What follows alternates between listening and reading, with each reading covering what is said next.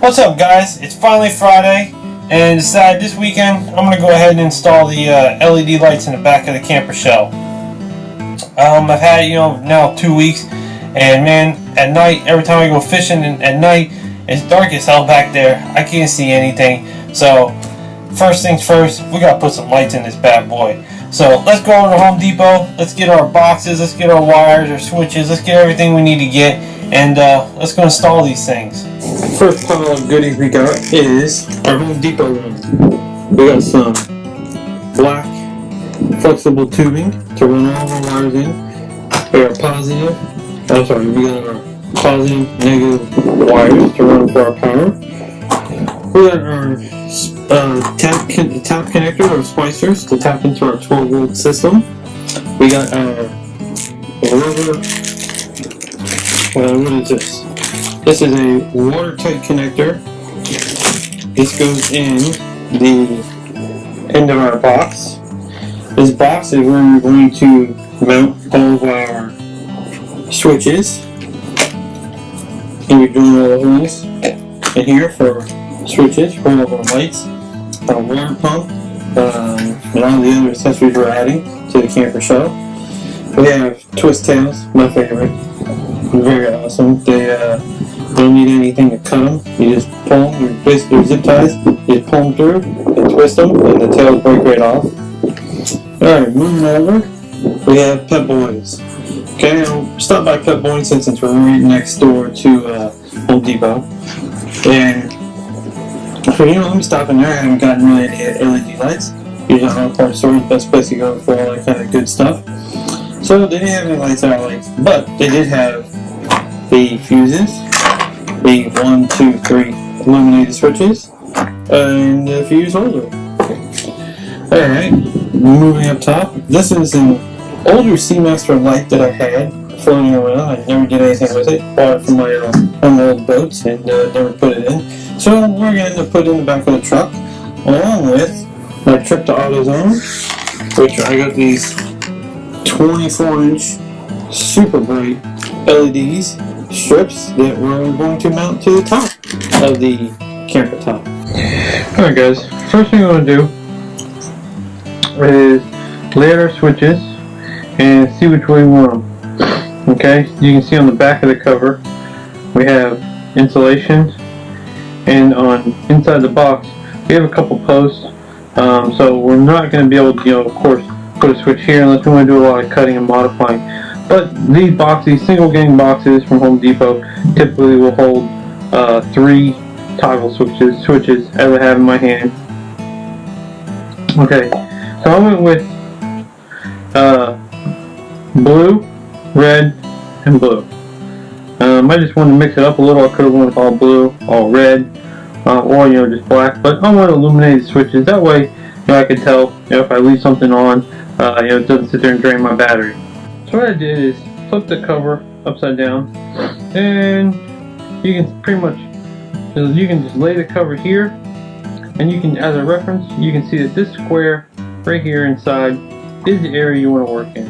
Okay, if you go outside of that, you're going to have some issues running into these screw posts inside the box. So our next thing is to measure the diameter for the switches, so that determines what size hole we're going to be drilling. And the switch is measuring 460, right around 460. Alright, so we should be able to drill a 1/2 inch hole with no problem. And what's our collar? Our collar is 600. So yes, a 1/2 inch hole will be just perfect. So let's drill the first hole, and then we can lay out the remaining 2 holes on each side. Alright guys, time to drill the first hole right in the center, and I'm going to be drilling a pilot hole, then we're going to go in with our 1/2 inch.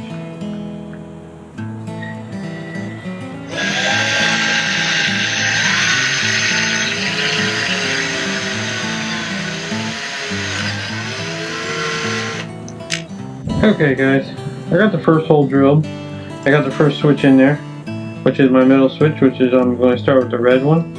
And looking at it, looks like I'm going to be placing the next switch to the right and the next switch to the left over an inch. And what I want to do is I want to line up this side of the switch on the back side with these two marks right here, and it actually comes out to be 1 inch, and that'll give us perfect clearance for inside the box.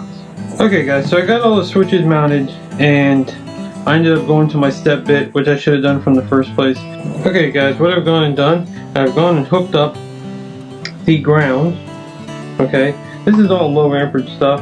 The water pump we're going to be hooking up is only about 3.5 amps, and all the LEDs only half an amp to 1 amp.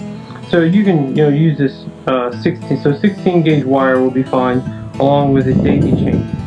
And what I've also used is I've also used the stab connectors with the extra stab connector on the opposite side, so when I do go to hook up my accessory, which goes right in the middle, I can also have a ground now to connect to.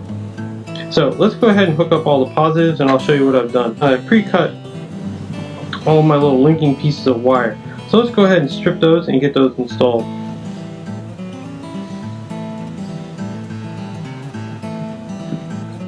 Alright, so what you want to go ahead and do, and your first switch is where your main power is going to be coming into.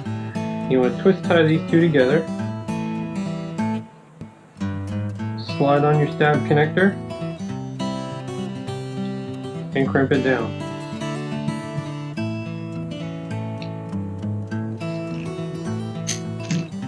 Okay, so now the next switch, you're going to use your two short pieces of wire to link your switches together.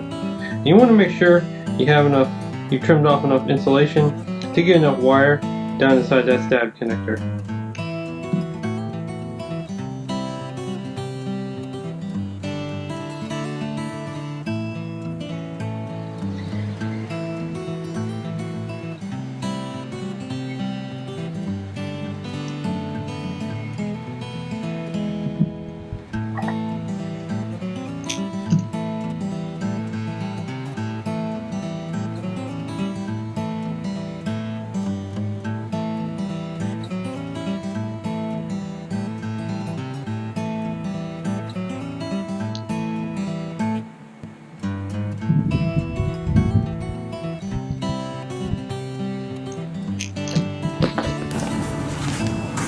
Okay guys, so we have the box all done. Got our 3 switches in, we have all of our wires. These are our main power, main ground, and all of these are all of our leads connecting to all of our switches. Now remember, when you go to build a box like this and you're going to put wires in it for the future, make sure to label your wires. Okay, as you can see here, I use clear tape, but you can see here, RB, rear blue. I put one for center, and I put one FB, front blue. What I'm going to tap into is right below the main, right at the main power, plugged into the little circuit board here. You can see we already have power. What I've gone and done, I chopped off the 2 tabs. See, there's actually 4 tabs on the box, so I chopped the 2 off the bottom with a hacksaw. I drilled 2 holes. What that's going to allow me to do is set my box right here on top of the fiberglass cap, right where I want it, and drill from inside and drill down into the fiberglass. We got the box all mounted in, got the wire sitting here. All we got to do, wire everything up and mount our lights. As the first light we're going to be installing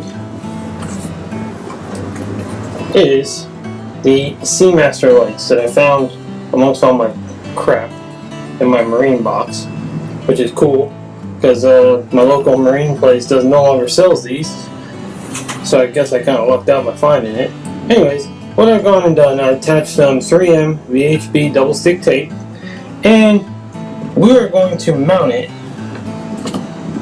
right on the inside. This is my 3rd brake light here, and the glare is kind of shitty, but this bar right here, what this is going to do for me when I mount this light here is for when I have the tailgate open and I'm working out the back of my truck at night, this light is going to shine down on my tailgate and light up the back area of my truck.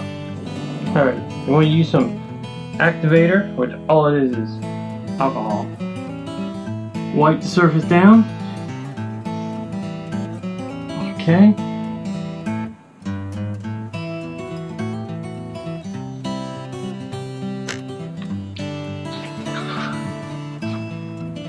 We want to position this right in the center of my brake plate, my third brake plate.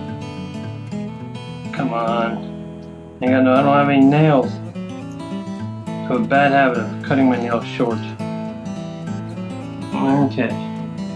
And here we go. Next set of lights I'm going to be putting in are these strip lights. They're also peel and stick with 3M tape on the back. These are going to be going right above the windows along the aluminum tracking right there. One on each side. I know it's kind of dark in here. There we go. This aluminum tracking right above the window.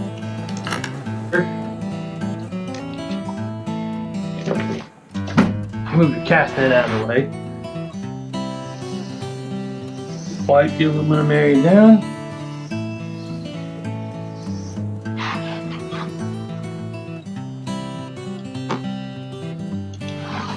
And peel and stick. I'm using the starting point of the screen as my reference point for the first LED. That way I'll get them even on both sides. I'm in the process of running all the wires and tucking everything up, and this is the wire for the backlight. It runs along the track. It's going to go down and tie in to the box there.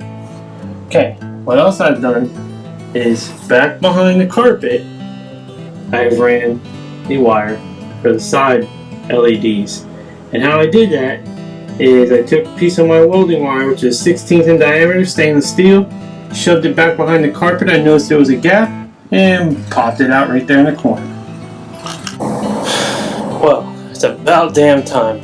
I finally finished everything, and this turned out to be a little bit more of a project than I thought it was going to be.